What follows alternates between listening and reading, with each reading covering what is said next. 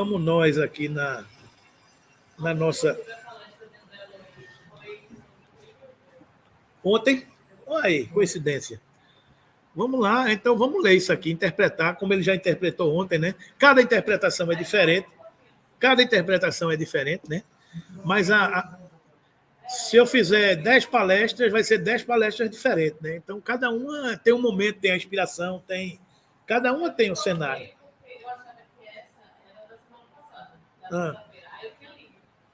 Mas são parecidas. Essa e da rede são parecidas. A rede, separar os bons peixes de outros, e aqui são semelhantes, né?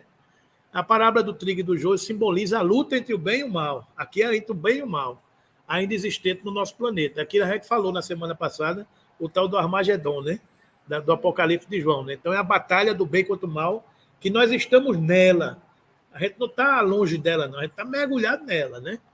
Então, quando Jesus recomendou, aqui já é em Vinha de Luz, Emmanuel, dizendo o seguinte, que quando Jesus recomendou o crescimento simultâneo do joio e do trigo, não quis senão demonstrar a sublime tolerância celeste. Então, isso é importante, é que Deus é amor, o seu reino é de justiça e ele é tolerante. Então, quando Jesus falou de crescer o joio e crescer o trigo, ele fala da tolerância celeste no quadro das experiências da vida. O mestre nunca subtraiu as oportunidades de crescimento e santificação do homem. Ele nunca deixou de dar oportunidade, ele sempre oportunizou. E, nesse sentido, o próprio mal, oriundo das paixões menos dignas, é pacientemente examinado por seu infinito amor, sem ser destruído de pronto. Ou seja, eu não vou matar o pecador, eu vou ser contra o pecado. Mas eu vou dar a oportunidade do pecador se regenerar, se refazer, ser novamente uma pessoa voltada para a luz, voltada para Deus, né? Importa considerar, portanto, que o joio não cresce por relaxamento do lavrador divino. Ou seja, ele não está vendo que o mal vai crescer porque Deus permitiu. Não é um relaxamento de Deus, mas é porque o otimismo do celeste semeador nunca perde a esperança da vitória final do bem. Então, é essa compreensão. Tudo bem, por que Deus permite que o mal floresça? Porque ele quer que o bem vença o mal. E para a gente crescer, a gente precisa vencer o mal que há em nós, que há no mundo. A gente precisa contribuir nessa contabilidade divina para que o mal vença. Porque é muito mais valoroso. Qual é melhor? A gente fazer com que nosso filho aprenda fazendo ou deixar tudo pronto para ele? Não, é o que dizem, a beleza de alcançar o cume não está no cume da montanha, está no esforço da escalada. A beleza de subir uma montanha não é a visão do cume da montanha, mas é a subida. É o que você vai encontrando na escalada. Esse que é o desafio, né? É um pensamento indígena que diz assim, filho, não coloca a mão no fogo. Filho, não coloca a mão no fogo. Você às vezes não fala, filho, coloca... Ai, entendeu, né? Então, essa parábola tem um significado que pode ser assim expresso. O campo somos nós, a humanidade. O campo é a humanidade. O semeador é Jesus. A semente de trigo é o evangelho. A erva má são as interpretações capciosas de seus textos. E o inimigo, aquele que as tem lançado de permeio com a lídima da doutrina cristã. Então, esse é o contexto da parábola que ela diz o seguinte. Está em Mateus, capítulo 13, versículos de 24 a 30. Propõe-lhe Jesus outra parábola, dizendo: o reino dos céus é semelhante ao homem que semeia boa semente no campo. O reino dos céus é semelhante ao homem que semeia boa semente no campo. Mas, dormindo, os homens, veio o seu inimigo e semeou o jogo no meio do trigo, e retirou-se. E quando a erva cresceu e frutificou, apareceu também o joio. E os servos do pai de família, indo ter com ele, disseram-lhe: Senhor, não semeaste no teu campo a boa semente? Por que tem então joio? E ele lhe disse: um inimigo é quem fez isso. E os servos lhe disseram: queres, pois, que vamos arrancá-lo? Porém ele lhe disse: não, para que ao colher o joio, não arranqueis também o trigo com ele.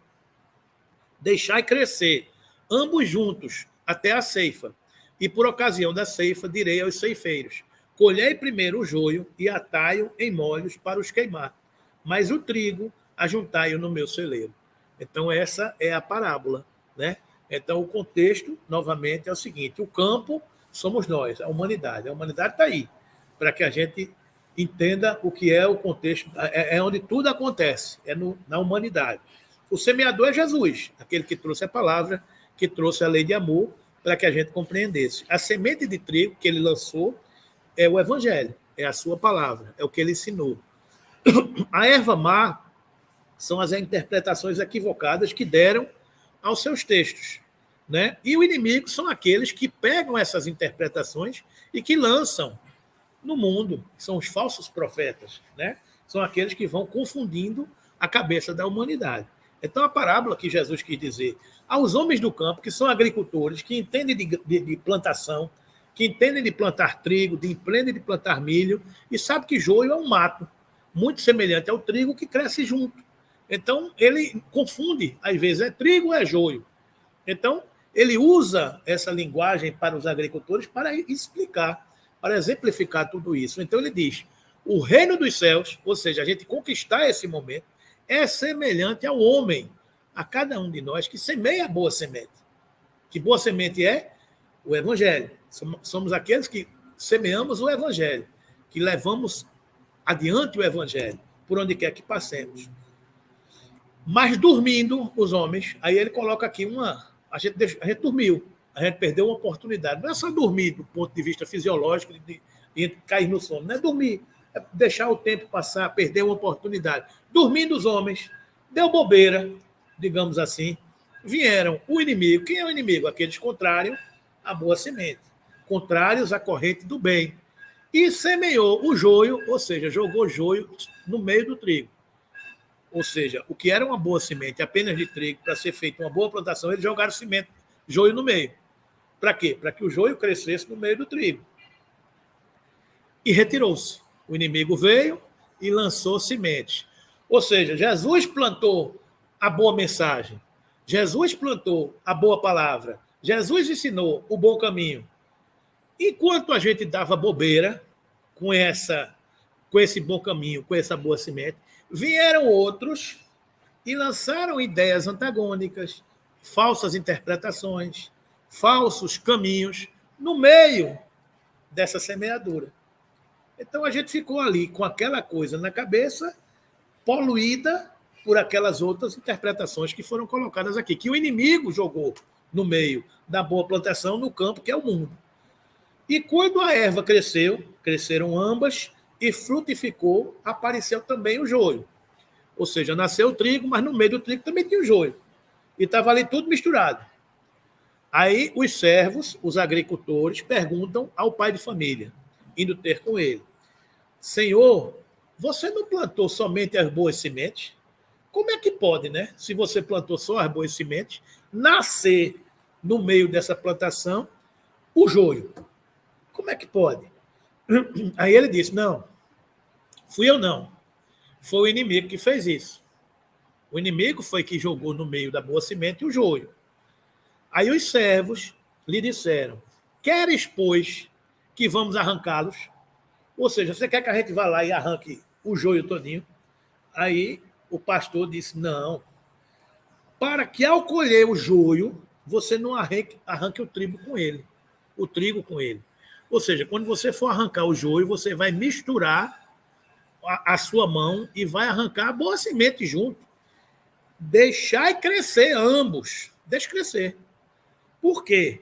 Porque até a ceifa, até o momento da colheita, que é o momento culminante de plantar, de irrigar, de adubar, e só depois colher, aí eu direi aos ceifeiros: colhei primeiro o joio, ou seja, separe a rede, a parábola da rede. O mal joga a rede, vem os bons e vem os maus. Na hora da colheita, da ceifa, deixe, primeiro colha o joio. E o que é que você faz com o joio? Atalhe em molhos para queimar. E ao trigo, ajuntai-o no meu celeiro. Ou seja, passe para mim, que eu vou guardar com todo carinho essa colheita daqueles que souberam cultivar a boa semente. Ou seja, Jesus oportuniza esse plantio para que cresça o bem e o mal e não tira de ninguém a oportunidade de semear, né? Então, rapidamente, quando Jesus propôs essa parábola dizendo: o reino dos céus é semelhante ao homem que semeia boa semente no seu campo. O homem que semeia é Jesus, nosso orientador maior e agricultor divino. A boa semente é o seu evangelho, luz, fonte de luz e de amor, que nos concede os meios de nos libertarmos das nossas imperfeições. Isso é o que a gente aprende com o evangelho, não é?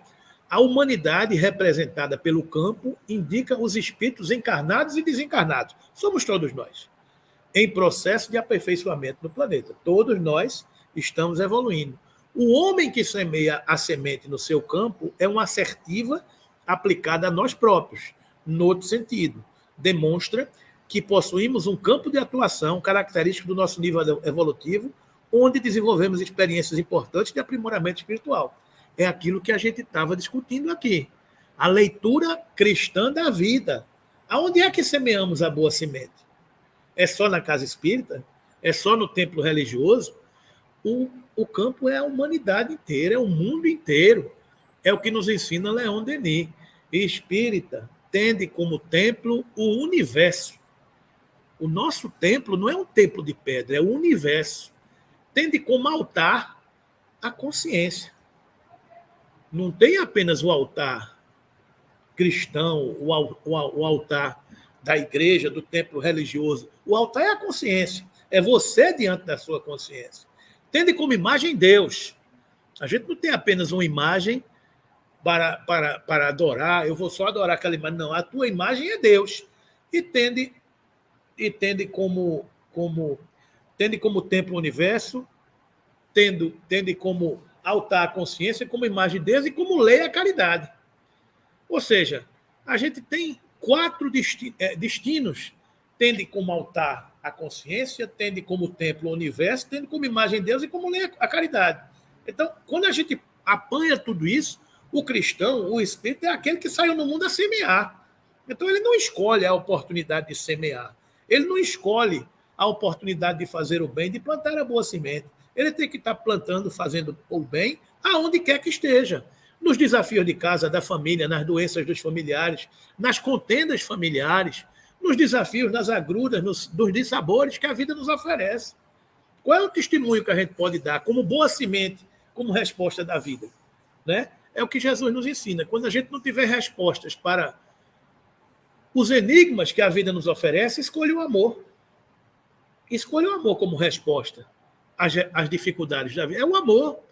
É aquilo que vai nos ensinar. Não é? Então, essa é, digamos assim, a característica evolutiva de cada um de nós, espíritos em evolução nesse planeta. É claro que nem todo mundo vai responder da mesma maneira, porque existem graus diferentes de evoluções espirituais, né? À medida que evoluímos, descobrimos a necessidade da seleção de valores que devem ser aplicados nesse campo. A boa semente representa, pois, a semeadura de valores morais e intelectuais, né? A boa semente significa você escolher as boas sementes dentro de cada um de nós, né? Dormindo, os homens, veio o inimigo e semeou o joio no meio do trigo.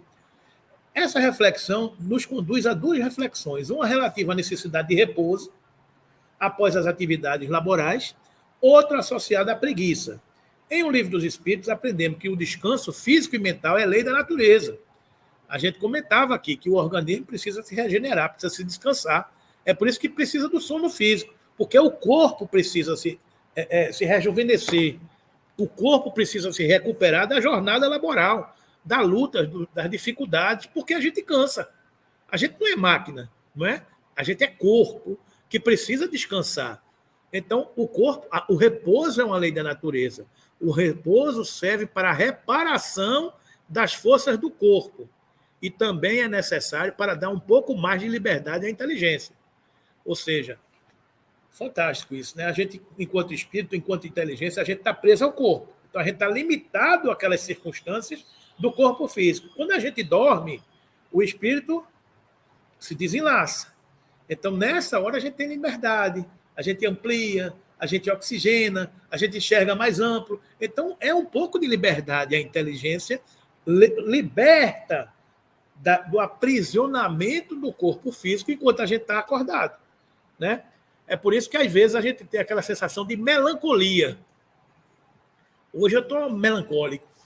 Porque melancolia não é tristeza. Melancolia é uma sensação de saudade de algo que você não tem. É você ter uma saudade de alguma sensação, de algum parente, de algum querido, de algum amor, que você não está perto.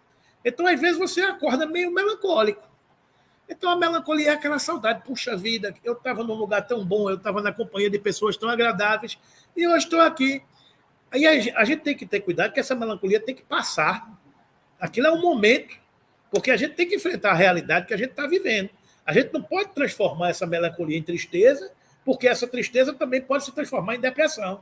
Então, é um crescer. A melancolia é uma coisa saudável, tranquila, que você se lembra de alguma coisa que você gosta, que você ama, que você passou e que você tem saudade. Mas é aquela, puxa vida, um gordo feito eu, vou dizer logo que saudade daquela torta de limão que eu comi naquele dia, que maravilha. Então eu vou ficar me deleitando pensando na torta de limão, porque foi um momento de prazer. Ou, puxa vida, que saudade daquele almoço de domingo, onde estava a família reunida, meu pai era vivo, minha mãe também, meus filhos, os filhos todos em torno da mesa. Puxa vida, que saudade, que o tempo não remonta mais. São saudades de momentos agradáveis, de momentos felizes que a nossa imagem mental traz. Mas essa melancolia é porque a gente viveu, é porque a gente teve esse momento, mas passou. Isso alimenta a nossa alma. É por isso que a gente diz que a gente deve aproveitar a nossa vida para encher a nossa memória, as nossas lembranças dos bons momentos, porque são eles que vão nos manter vivos na velhice.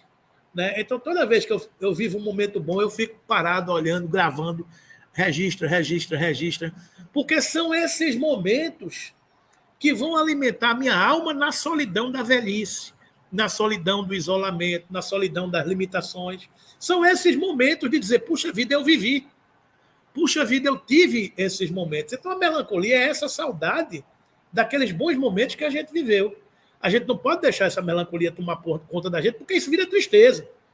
E tristeza é algo mais complicado. Você está triste, E esse exercício da tristeza, se não vencido, se não superado, pode se tornar depressão, que já é o desgosto profundo pela vida, é um desgosto profundo pela vida. Então, isso aí começa a complicar, porque você já começa a se sentir sem forças para sair daquele quadro. Aí precisa da química, do remédio, para ajudar o corpo, aquela máquina da vida, a se regenerar, porque o pensamento é força. O pensamento saudável, de alegria, de amor, de vida, ele gera endorfinas, que são enzimas positivas no nosso organismo, que são as mesmas que a gente faz quando faz uma atividade física. Você sente prazer naquilo que você está sentindo. Então, o organismo se rejuvenesce com aquelas enzimas. Quando você não tem a capacidade de gerar sozinho, você tem que tomar de fora. Então, é um reforço, é uma reposição hormonal, como se diz no popular. Né? Você vai repondo quimicamente o que o seu organismo não está tendo condições de produzir. Precisa dessa ajuda. É por isso que os tratamentos são multidisciplinares. É química, psiquiatra, às vezes, psicólogo, modelo de forma de pensar, de agir, de dominar o pensamento, fé, a sua capacidade de se alimentar internamente no amor, no Deus, na força que você tem. Amor, a presença da família para fazer tudo isso, lhe ajudar. Então, são os pilares. A família, que representa o amor, o carinho, o entrosamento de tudo isso, a fé que você deve nutrir, porque a fé ela responde por coisas que você nem imagina, né? A psicologia, a psiquiatria. É um amplo tratamento para você ir se libertando dessas enfermidades. Né? Então, esse é o quadro que a gente tem que ir entendendo isso, porque o repouso do corpo físico promove essa capacidade do corpo se regenerar e o espírito se libertar. Entretanto, devemos aprender a discernir descanso de ociosidade. A gente não pode imaginar que o descanso é ociosidade permanente, né? Eu comentava com um amigo meu ontem, dizendo, rapaz, negócio é uma coisa boa, porque negócio é negar o ócio. Toda vez que você está negando o ócio, que você está fazendo alguma coisa, você está fazendo um negócio. Agora, a gente não pode confundir negócios bons, normais, com outros negócios, né? Que a gente, quando fala em negócio, o cara está pensando que você vai criar um caminho não republicano, como se diz hoje, né? São coisas diferentes, né? Negócio é você sair de casa para fazer alguma coisa, para levar o pão de cada dia. Negar o ócio, né? Urge, pois, que saibamos fugir, desassombrados, aos enganos da inércia, porque o espelho ocioso da nossa vida, em sombra, pode ser longamente viciado e detido pelas forças do mal, que, em nos vampirizando, estendem sobre os outros as teias infernais da miséria e do crime. Aquela velha frase, mente ociosa, oficina do diabo. Quando a gente encontra uma cabeça vazia, a gente vai encontrar uma presa fácil de ser manipulada. Né? Então, uma cabeça ociosa é como dizia Dona Baby, a esposa do nosso patrono Peixotinho. Não há obsessão que resista a um tanque de lavar roupa. Quando você estiver em casa pensando besteira, vai lavar roupa, vai passar um pano no chão, vai limpar a casa, porque não tem obsessor que queira trabalhar. O obsessor quer ficar ali na ociosidade, no pensamento infeliz. Mas, bora trabalhar, bora lavar a roupa, bora limpar a casa, vamos fazer alguma coisa, né?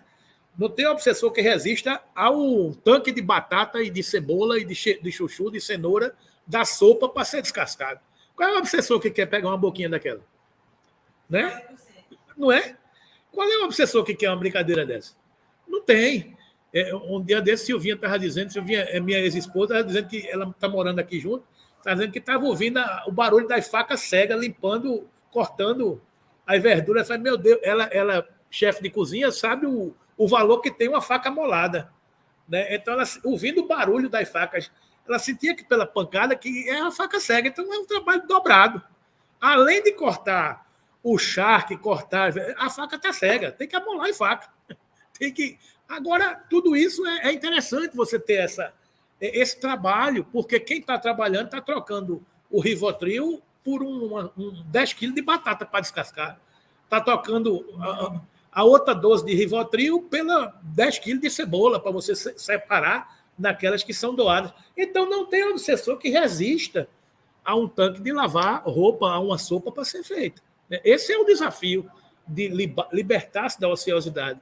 E a reboque, você encontra no companheiro da bancada alguém que fala das suas dores, que supera seus desafios, que fala do seu câncer, que fala do seu tratamento, que fala do seu filho, que fala da sua nora. Aqui no Brasil não tem problema de nora e sogra, de forma nenhuma. É uma coisa que dizem, né, que inventaram, né, mas que fala dos seus dissabores. Né? Então, isso mostra que nós não estamos sós, que todos estamos atravessando a mesma embarcação, que temos os mesmos problemas, temos as mesmas dificuldades, ninguém é só.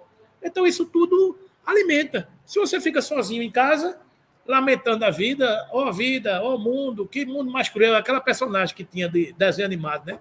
Que o cara, aquela nuvenzinha negra, né? Uruca, era o nome dele, né? Uruca, aquele personagem de uma nuvem negra em torno dele. Oh meu Deus, que dia é hoje? Não sei o que. A gente vai criar o quê? Vai criar esse fungo mental. E fungo mental gera todas as dificuldades e dificuldades. Não é?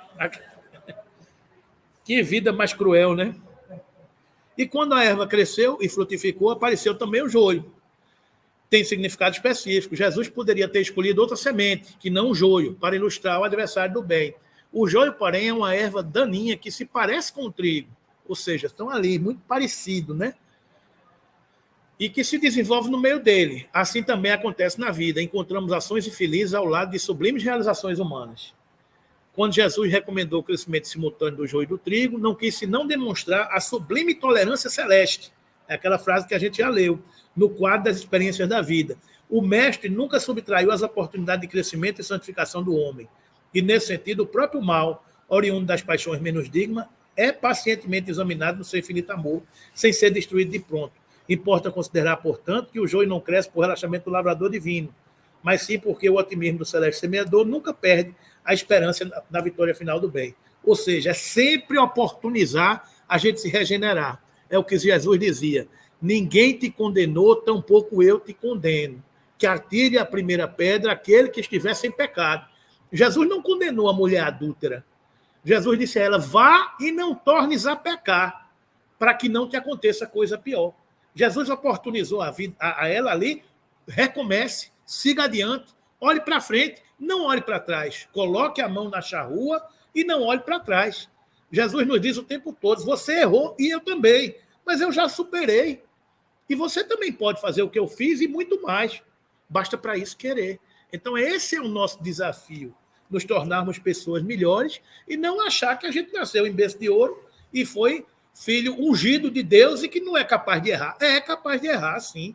É capaz de tropeçar. É como dizia o apóstolo Paulo: infeliz o homem que sou, não faço o bem que quero, mas o mal que abomino. A gente ainda está passível dos equívocos e dos erros. Mas o importante é saber que errei e que não quero mais errar. É a luta do bem contra o mal que há dentro de nós.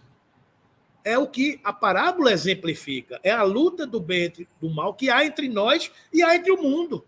Numa família existem pessoas preponderantemente regeneradas, já ligadas às coisas do espírito. E existem outras totalmente materializadas, ligadas às coisas da matéria. E isso está se chocando de manhã, de tarde, de noite no mundo. E hoje muito mais.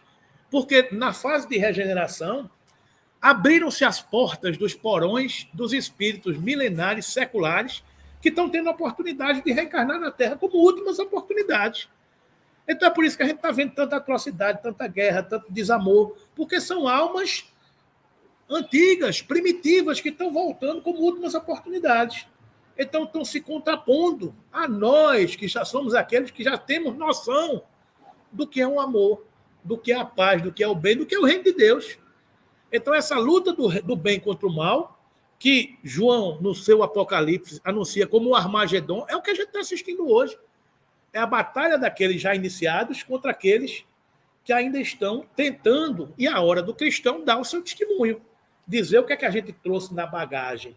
Então, é essa luta permanente do joio e do trigo que nasce em cada um de nós e que nasce na sociedade como um todo. É o joio e o trigo sendo cultivado. O joio, a gente vai ver como é que será. Como é que será colhido, e o trigo, como é que será colhido. O servo do pai, da família, indo ter com ele, disseram: Senhor, não semeaste tu no teu campo boa semente? Por que então tem joio? Na natureza não há saltos evolutivos. Semeia-se, germina-se, cresce e frutifica-se. Tudo na natureza tem seu ciclo. Semeia-se, germina-se, cresce e frutifica-se. O mesmo ocorre com o bem e o mal. Quem planta, colhe a seu tempo. Quem planta, semeia ventos, colhe tempestades, né? O ditado que diz: segundo a qualidade da sua semeadura. Toda semente semeada irá crescer e frutificar, cedo ou tarde. Por esse motivo, devemos ter cuidado com nossos pensamentos, palavras e ações, gestos e ações, pois receberemos da vida aquilo que oferecemos a ela. Nem sempre, todavia, conseguimos perceber a presença do mal, sendo necessário, então, que este cresça para que possa ser enxergado. Nem sempre podemos perceber a presença do mal, sendo necessário que este cresça para poder ser enxergado. Quantas vezes a gente não já foi equivocado e achou que estava fazendo a coisa certa? E depois a tempestade vem. Aí a gente faz: meu Deus do céu, por que foi que eu fiz isso? Por que eu semeei essa má semente? Mas na hora que a gente está mergulhado naquele momento, a gente às vezes nem percebe o mal que a gente está fazendo com nós mesmos. Não é com nós mesmos, não é com os outros, não, é com a gente.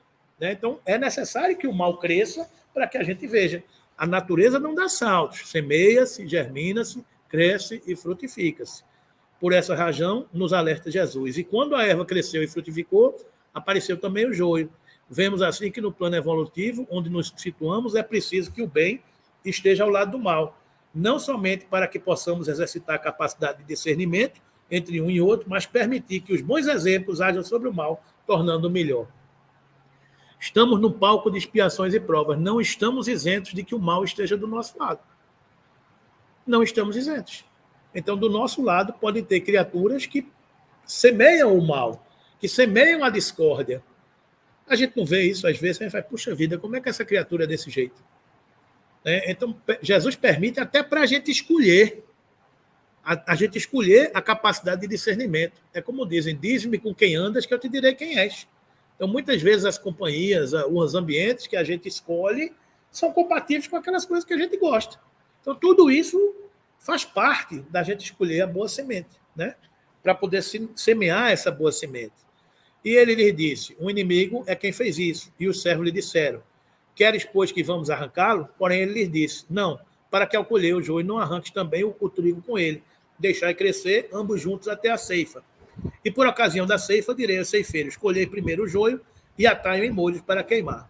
A ceifa expressa o momento final da produção agrícola. No plano individual, trata-se do momento em que a criatura colheu e colhe o que cultivou. Gratificados seremos quando os frutos positivos puderem superar na colheita os valores menos felizes que a invigilância permitiu crescesse no transcurso das experiências. Merece destaque a seguinte afirmativa de Jesus. E por ocasião da direi aos ceifeiros, colhei primeiro o joio. Observemos que antes da colheita os trabalhadores eram denominados servos. Por ocasião da ceifa, porém, o mestre os nomeia de ceifeiros. Os segundos são diferentes dos primeiros. Ceifeiros, no conceito geral, são trabalhadores que exercem atividades específicas. São, no contexto interpretativo do ensinamento de Jesus, os cooperadores conscientes, detentores de responsabilidades maiores. Os plantios podem ser feitos por qualquer um de nós. A ceifa, porém, cabe a tarefeiros sintonizados com as fontes do eterno bem. Ou seja, é um evoluir. Seremos ceifeiros quando já tivermos a capacidade de estarmos colhendo todo aquele bem que nós já espalhamos. Digamos assim, estamos evoluindo no reino de Deus, na seara do nosso Cristo. Né? Passaremos de servos, simples colocadores, trabalhadores braçais, para ceifeiros, aqueles que já são capazes de colher o bem que plantaram. Né? E para concluir, ele diz, mais o trigo ajuntai no meu celeiro. O último ensino de Jesus, mais o trigo ajuntai no meu celeiro, do texto, em estudo, mostra que no celeiro divino só há espaço para o bem. No reino de Deus, só há espaço para o bem, para o evangelho do reino, representado pela semente de trigo. Praticando o bem, estaremos dando expansão ao que há de divino em nós e, em consequência, experimentando a felicidade plena. É imperioso guardar confiança no Senhor, tendo fé em suas promessas e contando com sua proteção, sobretudo nos momentos de sofrimento em que se faz necessário separar o joio do trigo e aquele que seja atado em molhos para serem queimados. Ou seja, a gente confiar em Jesus, porque no momento oportuno ele ceifará conosco, ele colherá conosco, estaremos ao seu lado, consciente nesse reino de justiça. Para concluir, eu me lembro de uma passagem aqui, porque a vida do cristão não é fácil. A vida do cristão, principalmente no mundo cheio de joio, não é fácil. A gente vai ser taxado de inconsequente, de lunático, de sonhador, de achar que a gente não tem mal, que não sofre o mal. A gente não está acima de nenhuma criatura, mas a gente tem que oferecer o testemunho. Eu me recordo de uma página do livro Boa Nova, de Humberto de Campos, um irmão X, né? Quando ele fala de Joana de Cusa. Joana de Cusa, acho que é um dos últimos capítulos do livro Boa Nova, quando ele fala de Joana de Cusa. Joana de Cusa é uma das encarnações de Joana de Ângeles, a mentora de Divaldo Pereira Franco. E Joana de Cusa era a esposa de um senador romano chamado Cusa, que era um político, senador romano, e que não aceitava as renúncias de sua esposa por seguir o Nazareno, naquele tempo. Né? Então, ela sofria as dificuldades de ter escolhido seguir o mestre, mas quando Cusa desencarnou, ela resolveu se dedicar plenamente à sua vida cristã, e seguindo Jesus e os passos de Jesus e fazendo tudo isso.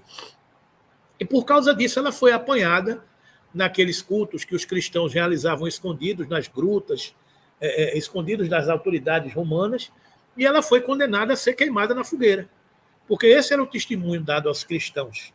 E ela foi condenada na fogueira com seu filho, que dizem que é Divaldo. Dizem que esse filho que estava... Dizem as fofocas espirituais que essa criança era Divaldo. E que Joana de Cusa é Joana de Ângeles. Então, daí a ligação, que a ligação de espíritos, mentores assistidos, não se dá de uma encarnação para outra. São histórias de séculos, de milênios, de proximidade, de amor e de carinho. Então, dizem que estava lá a criança no colo da mãe, nos braços da mãe, de mãos dadas com a mãe, e a criança chorando, pedindo a Joana para abjurar na hora de ser lançada ao fogo nas fogueiras dos circos romanos. O centurião dizia: abjura, mulher, esse teu líder, esse teu profeta, esse teu nazareno, abjura. Porque se ela abjurasse, ela negaria o conhecimento de Jesus e ela seria isenta de ser jogada nas fogueiras. E ela não deu ré, não voltou atrás, não decidiu abjurar. Aí o filho virava: abjura, mamãe, para se salvar. Aí o centurião vira para ela e diz: esse teu Cristo só te ensinou a morrer? Aí ela responde para ele: não, ele também me ensinou a te perdoar. Aí ele pegou, jogou ela no fogo, junto com a criança, e ela pegou fogo. Aí relata o irmão X, Humberto de Campos, que ela já desperta no mundo espiritual, ouvindo aquela voz dizendo: tem bom ânimo, Joana, eu estou aqui. Um espírito como esse, que passou a vida, digamos assim, separando o bem e o mal, é recebido no mundo espiritual por Jesus. Então, provavelmente a gente não vai mais ser jogado nas fogueiras romanas, mas as fogueiras que a gente é jogado hoje são diferentes, são de outras naturezas. A gente não mais vai morrer por Jesus, mas a gente tem que viver por Jesus, porque esse é o nosso desafio, é viver por Jesus, aonde estivermos, semeando a boa semente, separando o joio do trigo, escolhendo entre o bem e o mal. E, por certo, nós não teremos ainda condição de ser recebidos por Jesus, mas seremos recebidos pelos espíritos amigos caridosos que nos acompanham e que seguem conosco essa jornada. Então, que a gente tenha bom ânimo para enfrentar esses nossos dissabores, essas nossas dificuldades, porque ele segue conosco, né, para a Galileia. Então, esse aqui é o grande consolo do cristão, é saber que Jesus segue adiante, que ele é caminho, é verdade e a vida para Deus, e que a semeadura vai valer a pena, está valendo a pena. Né? Então, está aí, meus irmãos, essa parábola do joio e do trigo, que a gente trouxe para vocês aqui, para entender que Jesus oportuniza o campo como a humanidade inteira, que permite que o joio seja parecido com o trigo, para a gente saber que existem os desafios mergulhados entre nós, mas que a gente escolha a hora da ceifa, a hora da colheita, para colher primeiro o joio, para separar aquelas coisas que não são boas para longe da gente, porque no reino de Deus só terá espaço para o trigo, que são as boas sementes que a gente colhe no nosso coração. Né? Então, que Jesus nos abençoe. A gente fica por aqui nesse estudo da parábola do joio e do trigo e desejando a todos muita paz nas suas vidas e na semana que se